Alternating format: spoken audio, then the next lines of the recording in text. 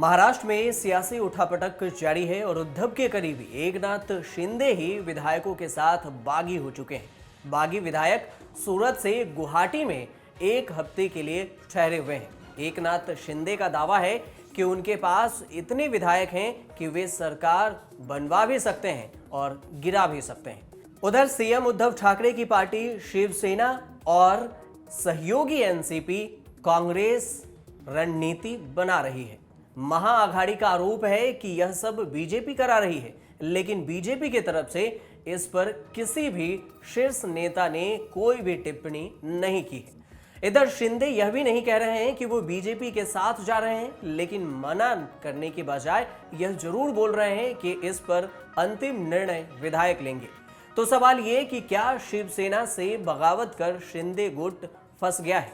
सबसे बड़ा सवाल यही है। दरअसल शिवसेना शिंदे ग्रुप में बागी विधायकों को अयोग्य करार देने की पूरी कोशिश कर रहा है। इसको लेकर शिवसेना ने कई बागी विधायकों के नाम महाराष्ट्र विधानसभा के उपाध्यक्ष के पास भेजे भी थे, लेटर भेजे थे, ताकि उनके खिलाफ अयोग्य करार देने की कार्रवाई शुरू की जा सके। अब इस क्रम में महाराष्ट्र विधानसभा के डिप्टी स्पीकर ने शिवसेना के 16 विधायकों को सम्मन भेजा है। इस नोटिस के तहत विधायकों को 27 जून शाम 5:30 बजे तक लिखित जवाब दाखिल करना होगा। महाराष्ट्र विधानसभा के सदस्य दल बदल नियम 1986 के आधार पर अयोग्य के अनुसार 27 जून 5:30 बजे तक अपने बचाव के लिए लिखित स्पष्टीकरण भेजना होगा उनको।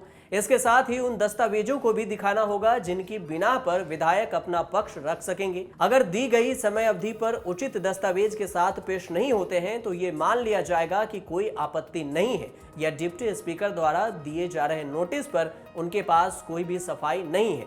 इसके बाद 16 बागी विधायकों के खिलाफ अयोग्य करार देने की कार्रवाई शुरू की जाएगी। पार्टी ने बागी गुट के नेता एकनाथ शिंदे समेत 12 नेताओं के नाम पहले ही उपाध्यक्ष को लेटर भेजकर उन्हें अयोग्य करार देने की मांग की थी। अब आगे क्या होगा? क्या विधायकों की बगावत के चलते उद्धव सरकार गिर जाएगी या फिर दोनों के बीच में कोई समझौता होगा? बागी विधायकों के पास विकल्प कौन कौन से हैं? बागी विधायकों के पास 4 विकल्प हैं। सबसे पहले कि अगर बागी विधायकों के पास 2/3 बहुमत है तो उनके ऊपर दल बदल विरोधी कानून लागू नहीं होता। ऐसे में बागी विधायकों के पास 2 विकल्प बचते हैं। पहला ये कि वह शिवसेना पर अपना हक जताए और दूसरा यह कि शिवसेना से अलग होकर कोई पार्टी बना ले या फिर किसी और दल में शामिल हो जाएं। अगर बागी विधायक शिवसेना पर अपना दावा करते हैं तो ऐसी परिस्थिति में चुनाव आयोग सुनवाई करेगा। बिहार में लोक जनशक्ति पार्टी विवाद के दौरान भी ऐसा ही हुआ था कि चिराग पासवान और उनके चाचा दोनों ही पार्टी पर अपना अधिकार जताया था। उन्होंने जताया था कि ये हमारी पार्टी है। जैसे ही आयोग के पास ये मामला गया, सबसे पहले पार्टी का सिंबल सीज कर दिया गया। तीसरा कि अगर शिवसेना पर दोनों गुट अपना अपना दावा करते हैं तो चुनाव आयोग इस पर फैसला करेगी। आयोग को विधायकों की संख्या से कोई मतलब नहीं होगा। वह यह देखेगी कि पार्टी के नियम कानून के हिसाब से कितने राष्ट्रीय कार्यकारिणी या संस्थापक सदस्य पार्टी के किस गुट के साथ है। जिस गुट का दबदबा होगा, सिंबल उसी को मिल जाएगा। और चौथा कि बागी विधायक एक बार शिवसेना छोड़ देते हैं तो उसका स्टेटस निर्दलीय विधायक का हो जाएगा। ऐसे स्थिति में वह कुछ भी कर सकते हैं, कोई नई पार्टी का गठन भी कर सकते हैं, जैसा कि समता पार्टी में फूट के बाद जेडीएस और जेडीयू का गठन हुआ था। साल 2019 में हुए लोकसभा चुनाव में शिवसेना और बीजेपी ने महाराष्ट्र में मिलकर चुनाव लड़ा था। इस गठबंधन को 41 सीटें मिली थी। इनमें से बीजेपी को 23 जबकि शिवसेना के खाते में 18 सीटें आई थी। प्रदेश में मराठा आरक्षण लागू होने के बाद इस समाज के लोगों ने गठबंधन को जमकर वोट दिया था कि दोनों में ज्यादातर नेता मराठा से थे। महाराष्ट्र में सरकार बनाने के लिए कुल 145 सीटों की जरूरत होती है। अभी किसी भी पार्टी के पास ये जादुई आंकड़ा नहीं है। राज्य की सबसे बड़ी पार्टी बीजेपी है जो इस समय विपक्ष में है।